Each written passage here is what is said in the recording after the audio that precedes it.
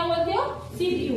ये रहा सीपीयू, ये सीपीयू नहीं होता है, ये क्या होता है, सिस्टम यूनिट। क्या होता है, सिस्टम यूनिट। लेकिन जो मदरबोर्ड पर चौकोर इस प्रकार से चिप लगी रहती है उसको बोलते हैं माइक्रो प्रोसेसर। क्या बोलते हैं, माइक्रो प्रोसेसर। क्लियर है।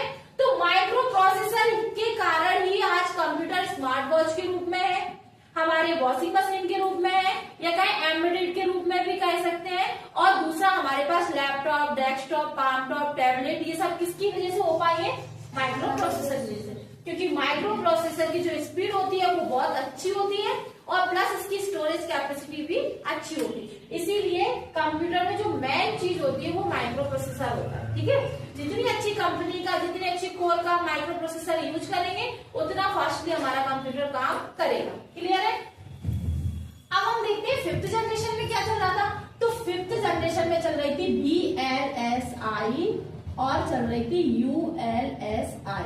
इसको क्या बोलते हैं, इसको बोलते हैं वेरी लार्ज स्केल इंटीग्रेशन और इसको बोलते हैं ultra large scale integration. Clear है कि वेरी लार्ज मतलब इसमें बहुत ज्यादा डाटा को आप स्टोर कर सकते हैं। अब इसका यूज क्यों करते हैं, कहाँ करते हैं, तो आज की जनरेशन जो है फिफ्थ जनरेशन वो किस पे काम कर रही है, हमारी रोबोट्स पे काम कर रही है। ठीक है, तो वो जो रोबोट्स बनाए जाते हैं उसमें जो लगाया जाता है माइक्रो प्रोसेसर के रूप में उसको बोलते हैं VLSI, very large scale integration और ultra large scale integration. Clear है। अब इसके बाद हम दूसरी चीज पढ़ेंगे कि चलो हम समझ गए कंप्यूटर में हार्डवेयर यूज होते थे। ठीक है, अब क्वेश्चन कैसे पूछा जाता है सीपीसीटी में, क्वेश्चन ऐसे पूछा जाता है कि निम्न में से कौन सा एक फोर्थ जनरेशन का हार्डवेयर है।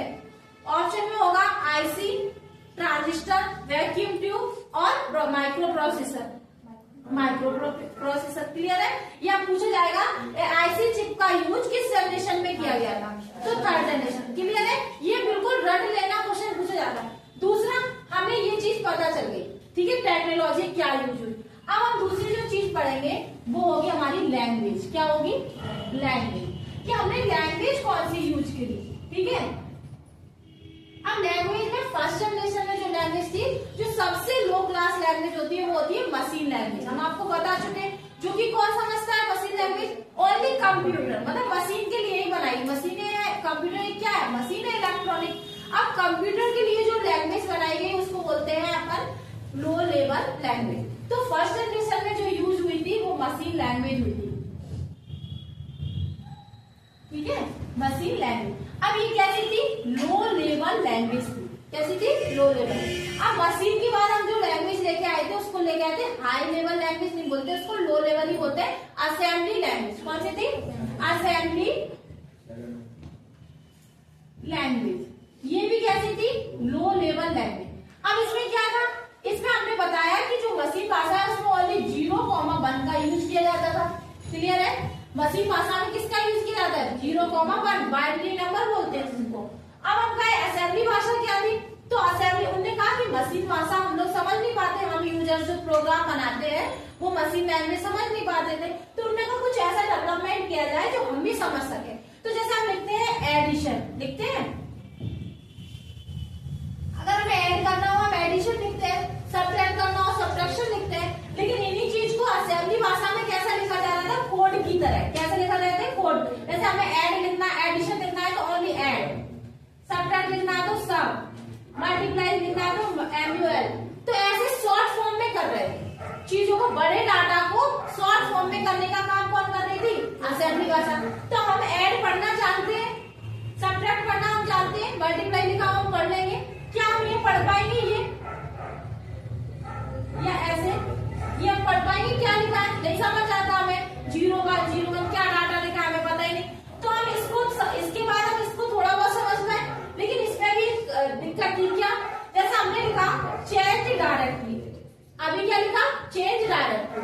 अब लेकिन कुछ समय के बाद जब हमने इस कमांड को पढ़ा हम भूल गए, हमने लिख दिया कॉम्पैक्ट डिस्क। क्या लिख दिया, इसी को हमने क्या नाम दे दिया, कॉम्पैक्ट डिस्क। तो हमारी कंफ्यूजन पड़ी, तो क्या ये कोड सक्सेसफुल रहे, क्योंकि सब्जेक्ट भी पढ़ सकते थे, SU भी लिखा है।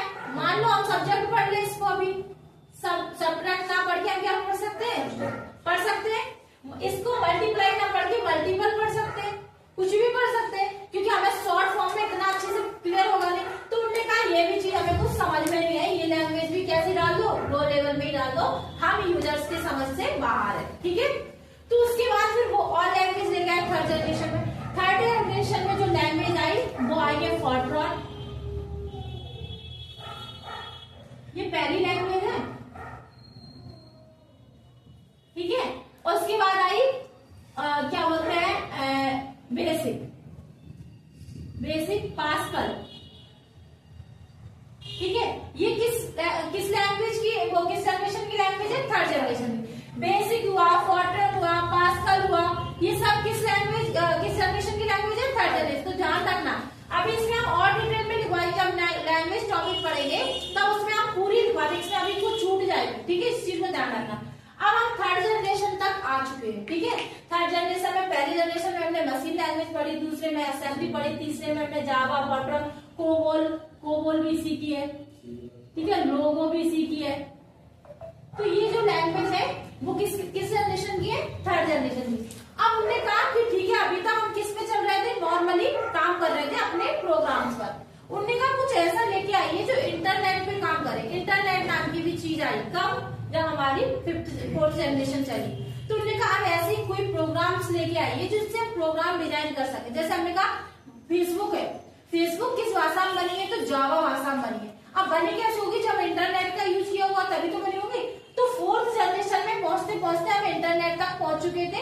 तो इंटरनेट पर जो फंक्शन बनाए जाने लगे, या कहे एंड्रॉइड मोबाइल में जो फंक्शन बनाए जाने लगे, उनको सभी को हाई लेवल लैंग्वेज में बनाया गया। अब कैसे बनाया, अब ये लैंग्वेज कैसी है, हाई लेवल ही है। ये वाली जो लैंग्वेज है वो हाई लेवल लैंग्वेज है।